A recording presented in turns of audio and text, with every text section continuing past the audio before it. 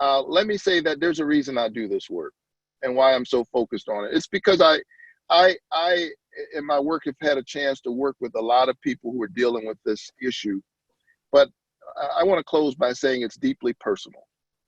You probably have noticed that I'm on the webinar and I'm in a car, and this was scheduled way in advance. And I want you to know it's not because I took this lightly. It's because I really wanted to be a part of this no matter what. I have a brother who was sentenced to life in federal prison, life, without the possibility of parole. He was a first-time offender, convicted of a non-violent drug-related offense in which no one got hurt, no one died, no one even got high because the federal government basically created the sting operation that they created. And for that, he was sentenced to life without parole. And we've been working hard for years. This is now his 22nd year to get him out through various appeals.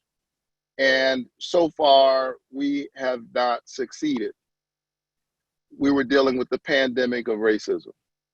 But then, interestingly, this other pandemic beset our nation now in recent months, and it's created all kinds of conditions, mostly completely terrible. I'm in a car because this morning at 8 a.m., because of COVID-19, ironically, my brother, who went to prison when he was 33 and is now 55, Peter doesn't even know this.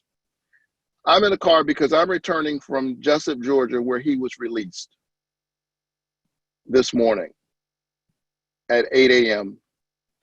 And after I did that funeral, ironically, for Rayshard Brooks, who's caught up in the same system and lost his life running, whatever you think about his decision for his liberty.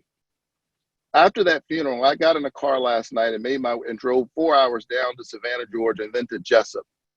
And my brother walked out of prison this morning, and I had to get back to Atlanta, and I wanted to be here on this webinar with you and say to you in honor of him and so many, let's keep doing this work together. Wow, I don't know how to even begin to follow through on a comment following that. The only thing that comes to mind, Reverend, is that's what we're all about at the American Jewish Archives. It's making history. And I think it's fair to say we've just made history. And we want you to know how happy we are for your family and for you and for your brother. And so very pleased that you felt comfortable enough and willing to share that brand new news right here with us before anybody else. And we're grateful.